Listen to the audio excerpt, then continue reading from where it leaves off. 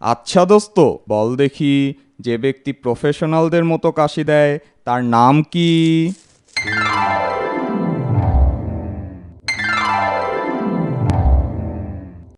কি? প্রকাশ। প্রকাশ।